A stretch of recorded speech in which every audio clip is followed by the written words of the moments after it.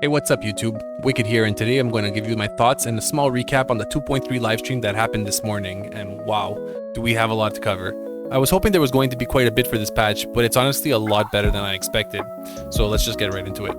One of the first things they showed off was a throwback to Dragonspine. We are met with Albedo as well as Eula this time, and things do seem a bit off. There's a lot of fighting going on, and while we aren't really sure why, it looks really cool. It's always great to see them make us go back to some older areas, as honestly I haven't gone back to Dragonspine in quite some time, even though I really like this area. So I'm excited to go back and spend some time on the Frozen Mountain.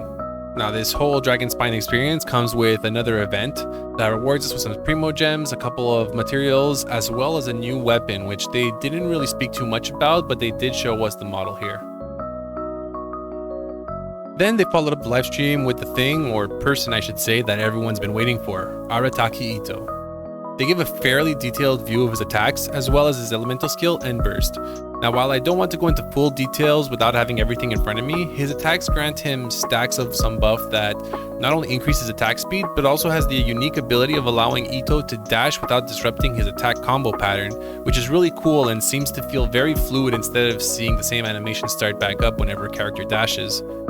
His elemental skill summons a Toro, and not only does it grant Itto with another stack of the buff, but it also draws enemy attention as well as being considered a Geoconstruct, which by description I'm assuming works with Zhongli's elemental skill to extend the area of his damage over time. His burst swaps out his weapons for a giant club and lets him deal geo damage for the duration. His resistance and defense will drop, but his attack and attack speed will increase. Now his utility passive is something that I'm really happy about. It gives you the ability to get an extra piece of wood when hitting trees, which is honestly really great because I absolutely love working in the Serenity Teapot, so this will definitely help make gathering wood a lot simpler. Now I'm sure there's a lot more to his kit, though I will cover that once Mora actually releases, as right now I really want to focus on the rest of the live stream. Moving on, they showed everyone's favorite doggo, Gorou, as well as going into his skills and how he works. He's a Geo bow user, and while that seems a bit strange, he is looking to be a very unique and absolute beast of a support. His elemental skill drops a field which grants specific bonuses based on how many Geo characters you have in your party. One Geo character and you will be granted with a defense buff for being inside the ring. 2 Geo characters will increase the Geo elemental damage of the party, and having 3 Geo party members will increase the attack of the party. This really emphasizes using a mono Geo team or only one character of a different element, and can possibly shift the meta if Gorou is properly released. Personally, I love the current Geo users, so I'm definitely excited to see how this all plays out. What else is great is that Gorou's skills seem to scale off of defense, which is nice because it gives us a reason to use other artifacts other than the same ones we've been trying to grind for the past year. I will cover him once he releases, so I'm really excited to build a team around him. Now they didn't go into the specifics of his numbers, so while this sounds good in theory, hopefully it sticks true on release. Now in my opinion, this is the biggest news and the most shocking of the entire livestream.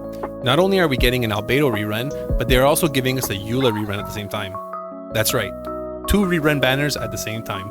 Now judging from what they said, they seem to agree that with the current large cast of characters, they want to give more people the chance to obtain older characters without having to wait as long in between patches. So hopefully going forward, rerun banners will have double banners to allow us more freedom in who we are obtaining if and when we miss former characters.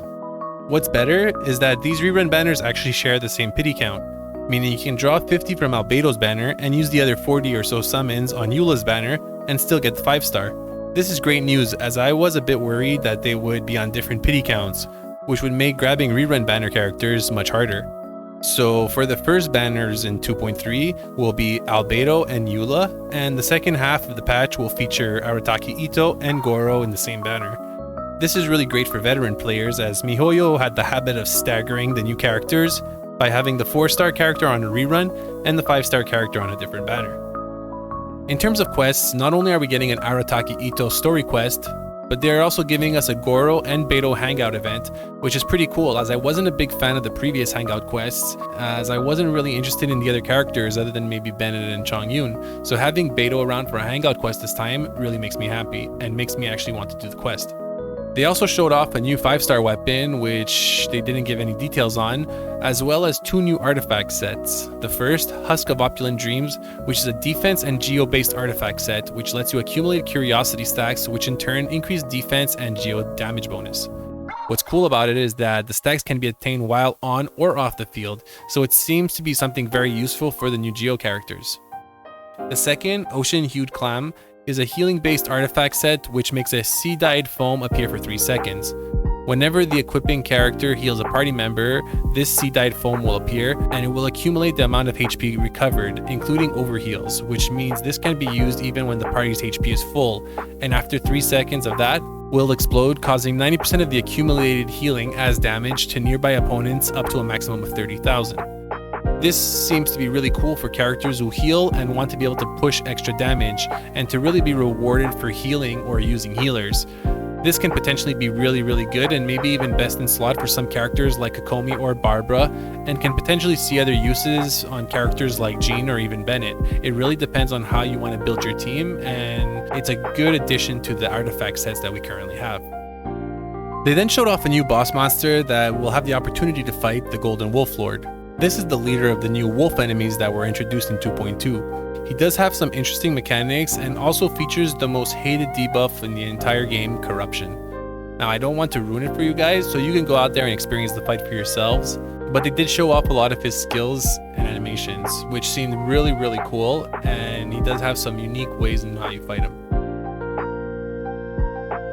For the last portion of the stream, they showed off all the events that we will see in 2.3, and there really is a lot of them, so I will try to cover them quickly. A lot of these events are kind of like reruns, and while they might seem different on release in terms of maybe story or otherwise, mechanically they aren't really anything that we haven't seen before. The first event is a race of sorts. You will have to gather the coins as well as reach the finish line in the allotted time. There are buffs that can be obtained throughout the race, which let you either jump really high or give you the ability to break the ice blocks to find hidden coins. Gathering coins will increase your points, and by the end, a score will be calculated on how well you did, which will net you the event rewards. Another part of the same event will have you run around melting ice blocks with pyro attacks in order to gather materials. And lastly, a combat event which will have you running around gathering scarlet quartz to power up a machine that will temporarily disable the freezing effect in Dragonspine. This will cause monsters to spawn and you simply have to take them out.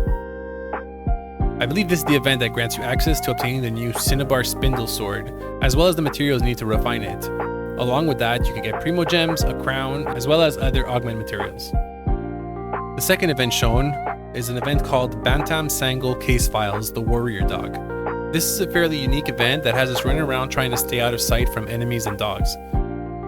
Items are provided to help us get around them while saving other animals.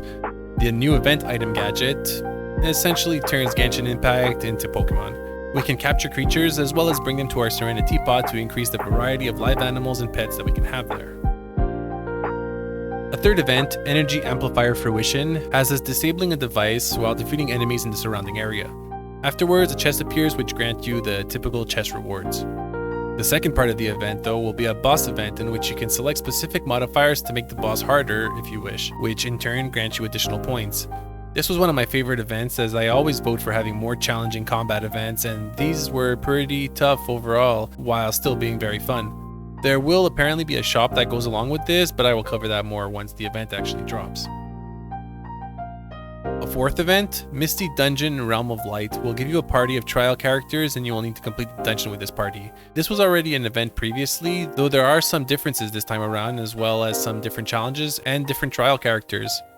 In essence, you will need to find 3 runes in the dungeon while completing their challenge to activate them. Once activated, you will have to complete the final challenge in order to complete the dungeon. This is actually a very interesting event, and there are quite a few mechanics that are different as opposed to regular gameplay. The last event announced was the Marvelous Merchandise event. We've seen this event numerous times before. Basically, you'll need to give the corresponding NPC the specific materials he asks for, and he will give you a gift box which contains rewards such as Primogems, experience, and or talent materials. And the last thing they announced was a change to the Serenity Teapot system. You'll basically have the ability to move Paimon into the Serenity Teapot. Now, personally, I don't think I'm going to do that. I hear enough as it is, so while nice for some people who do actually want her there, I unfortunately do not. To end the video off, I just want to say that I'm super excited for 2.3. There's so much available, and with the current patch schedule of 6 weeks, it seems there will be enough content and events to keep us occupied until 2.4. Throughout the live stream, they did give out 3 codes, which I have conveniently placed in the description for you to copy and paste, as well as the redeem website, or you can simply redeem them in-game in the options menu. I know exactly what I'll be using these Primogems for: Eula. I unfortunately wasn't able to grab her on her first run, and with the current pity I saved up, she will definitely be coming home. I was actually saving for Ganyu, but hopefully I have enough time between now and then to grab her whenever her rerun does show up. Let me know in the comments down below how you feel about 2.3 and if you're as excited as I am. See you all in another video.